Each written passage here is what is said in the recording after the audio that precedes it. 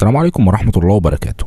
عمرك وقفت قدام واحد غني قوي وقلت في سرك ربنا يبارك له، بس اكيد ناقصه حاجة، صحته مش تمام مثلا، او سمعت عن واحد فقير وقلت الحمد لله ربنا مديله الصحة والعافية وده اغلى من الفلوس؟ الجمل دي بنقولها كتير كأن الحياة شغالة بنظام ميزان دقيق، يعني لو زاد عندك فلوس لازم ينقص عندك صحة، ولو زاد عندك راحة بال لازم ينقص عندك حاجة تانية. بس هل ده حقيقي فعلا ولا احنا بس بنقنع نفسنا بالكلام ده علشان نقدر نكمل؟ النهارده مش هنقولك إجابة جاهزة، هنحفر في السؤال ده مع بعض من 3 زوايا مختلفة، المنظور الديني والليبرالي والاشتراكي. في الآخر انت اللي هتقرر. أول خلينا نبدأ باللي أغلبنا عارفينه، المنظور الديني وبالأخص الإسلامي. في الإسلام الرزق مش مجرد فلوس في البنك، الرزق ده حاجة أوسع بكتير، صحة جسمك وراحة بالك وأولاد صالحين وستر من ربنا وقلب مطمئن. ربنا سبحانه وتعالى بيقول في القرآن: نحن قسمنا بينهم معيشتهم في الحياة الدنيا. يعني التفاوت ده مش غلطة، ده مقصود، مش ظلم من ربنا، ده اختبار. يعني مثلا الغني مبتلى بماله، هيشكر ولا هيتبطر ويطغى؟ والفقير مبتلى بقلة المال، هيصبر ولا هييأس ويكفر؟ بس الإسلام عمره ما قال إن الغني لازم يكون مريض أو الفقير لازم يكون سليم، دي فكرة إحنا بنخترعها علشان نريح ضميرنا. في الواقع في غني صحته زي الحديد، وفي غني مريض وفلوسه مش بتشتري له عافية، وفي فقير معافى بيجري في الشارع، وفي فقير المرض أكله. العدل الحقيقي مش في إن الكل بياخد نفس الحاجة، العدل في الآخرة، في الحساب. دين بيطمنك كل حاجة مكتوبة وكل ابتلاء له أجر، بس مش بيجبرك تصدق إن الميزان متساوي بالقوة. أما النظام الليبرالي أو الرأسمالي الحر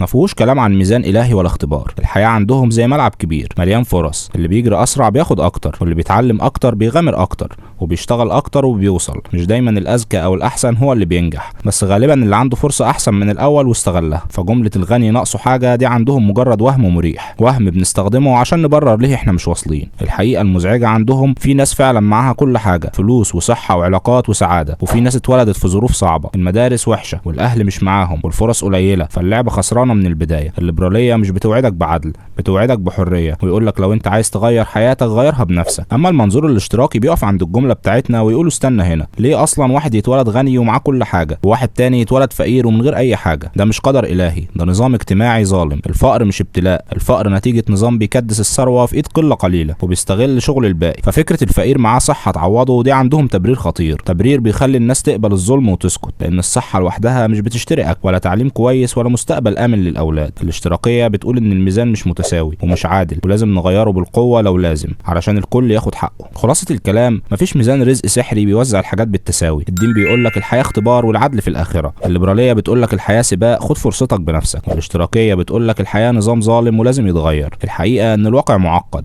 وفي ناس غنيه وتعبانه، وفي ناس غنيه وسعيده، وفي ناس فقيره ومكسوره، وفي ناس فقيره وقلبها مليان. السؤال الاصعب دلوقتي موجه ليك انت، هتصدق ان اللي ناقصك متعوض بحاجه تانية عشان ترتاح، ولا هتسال ليه الميزان اتوزع كده من الاول وليه انا مش قادر اغيره؟ اكتب رايك في الكومنتات، اي منظور اقنعك اكتر، الدين ولا الليبراليه ولا الاشتراكيه؟ ولو عجبك الفيديو ما تنساش تعمل لايك وتشترك في القناه وتفعل زر الجرس عشان يوصلك كل جديد.